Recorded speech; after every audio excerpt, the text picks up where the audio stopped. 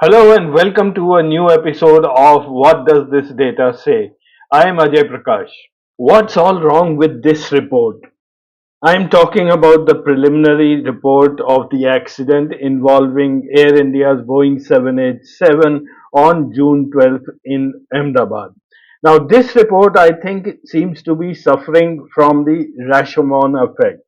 For those of you who don't know what is Rashomon effect, it's a Japanese film in which a samurai warrior gets killed, and then there are four witnesses, and each one of them gives a different story, a different eyewitness account of that murder.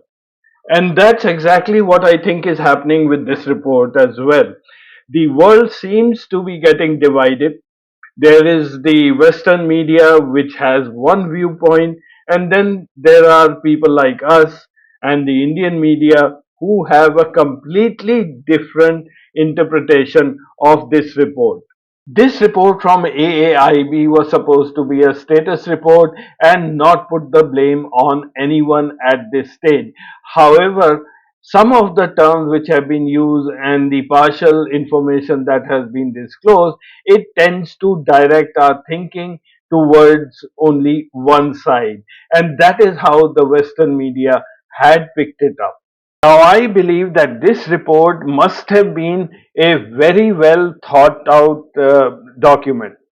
Lot of deliberations must have gone in on each line, each paragraph, each wording before it was released to the public. So believe that the way it has been written or way the information has been written, this was done deliberately to confuse or rather direct the people's attention in a certain manner. Now, just look at the time this report was released. It is said that it was released around midnight or 1 a.m. India time. And the time at which it was released in India, just look at the timings in the other part of the world. In Seattle, Washington, USA, where the Boeing factory is there, it was 11:30 a.m. in the morning. Lincoln County, Virginia, US, that's the Boeing headquarters. It was 2:30 p.m. In London, it was 7:30, in Frankfurt 8:30, and in Melbourne, Australia, it was 4:30. So all over the world, people were more or less awake when AIB uploaded this document onto the website, except the people of India. This is where the incident happened. This is where our government works, and yet none of us could see it till about 6 hours later. And by the time we were able to see that report that day, that was around 5 a.m. in the morning, the narratives had already been set. The Western news channels as well as the YouTube channels all started to say it appears to be a pilot error. Now, not only the release timing of this report became suspect, it was also noticed that this information about the fuel switches was leaked to the Western media almost 2 days before this report was officially released. And that's what Priyanka Chaturvedi of the Shiv Sena, she had pointed out that this raises urgent questions about the contents of the report. How was it accessed by the foreign entities before their dissemination to the Indian public? I believe these are sufficient grounds for our Member of Parliament to bring up this issue in the upcoming monsoon session of our Parliament, and we should press for an independent inquiry why the report was leaked and why it was released at midnight. I now draw your attention to the last page of this report, which is page number 15. You can see this on your screen. End of the report is written, and these are the last 2 points. Now, why I am showing you these last 2 points is because I believe that one of these points, the second last point, was written here as an afterthought or by some pressure by someone to add this line somewhere in this report. Now, this is what these last 2 points read. At this stage of investigation, there are no recommended actions for Boeing 787-8 and or G Gen X-1B engine operators and manufacturers. And then the last line of the report is investigation is continuing and the investigation team will review and examine additional evidence, records and information that is being sought from the stakeholders. Now, these two become rather contradictory because if an investigation is still going on, how can you say that there is no recommended action for the Boeing company or for the G or for G regarding the engines? The last section of this report, the title is Progress of Investigation, and it's kind of summarizing the report.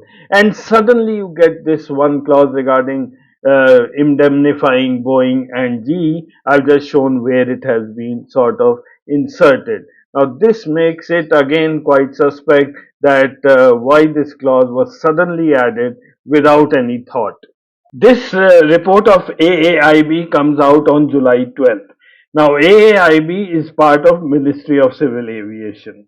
And another wing, the Director General of Civil Aviation, who is also under the Ministry of Civil Aviation, 2 days later, they issue a notification ordering all airlines to inspect the fuel switch locking system in Boeing, all the Boeing aircraft by July 21st.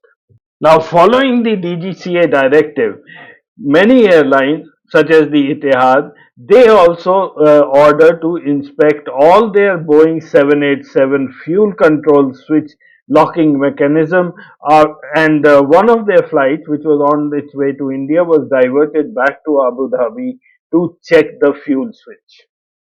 Now, if Boeing was given a clean sheet by AAIB, what was the hurry to go and check all the fuel switches in the Boeing 787s around the world? Now, this is not very clear. I think the airlines know what exactly has happened and they are not taking any chances. And yesterday, the DGCA has further revealed that in India, 65 engine failures have been there, 17 Mayday calls have been recorded over the last 5 years. Recent data reveals 65 in-flight engine shutdowns in India over 5 years. 11 Mayday calls occurred in the last 17 months. Fuel issues and mechanical failures are primary causes. Experts are concerned about the frequency of these incidents. The DGCA outlines safety responsibilities. India's international safety ranking is also a concern. Two departments of the Ministry of Civil Aviation, the Director General of Civil Aviation and the Aircraft Accident Investigation Bureau. Now, both of them seem to be pointing in different directions, and that enough is a cause of concern for the airline companies in India as well as for flyers like us. So, what's the story about this report running in the international media? Well, I'll show you one such channel, but I should warn you or inform you that not all the international channels are running a similar story. It is a select few who have decided to go ahead and make this narrative without any evidence. So the captain of the plane was a Captain Sub Arwal. Now, he was very experienced, and the cockpit voice recording has captured one pilot asking the other, why did he use the cutoff? To which the person replies, he didn't. The recording doesn't clarify who said what. At the time of the takeoff, the co-pilot was flying the aircraft while the captain was monitoring. So specifically in relation to that, Captain Steve, what does that indicate to you? Well, I think you have to look at how the question was phrased. You can see those fuel cutoff switches out of the corner of your eye. And so when pilots are rotating the aircraft off the ground, they're using almost exclusively their peripheral vision, right? Because as they pull the nose up, all they're going to see in front of them is sky. They have no reference. So out the side of your eyes, you're going to see the ground begin to lower, and that's a normal thing. At the same time, if somebody reaches over to grab those fuel control switches, that's going to be very unusual. That's not a normal thing. Your brain's going to register like, what did I just see? If they had somehow just slipped out of the detent and down into cutoff, I think the question would have been more along the lines of what happened or why did that happen, not why did you do that? I think they saw something that explains that question to me a whole lot better than they just somehow slipped out of the position. I think they saw some movement over there connected with that, and it would make sense because they were done 1 second apart. And typically we start and we cut off the engines at the gate left to right, the number one engine to the number two. And in the report, they said the left engine was shut down first and then the right a second after it.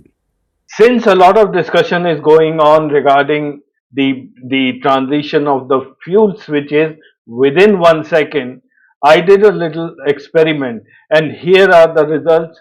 See for yourself if two switches can be moved within 1 second.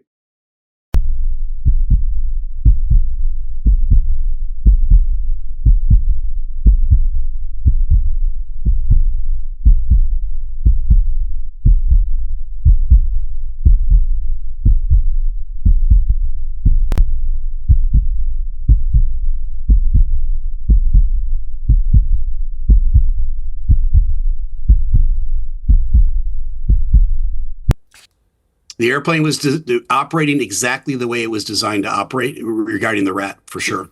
Look, this was a Boeing 787 Dreamliner. There have been a lot of issues with Boeing recently.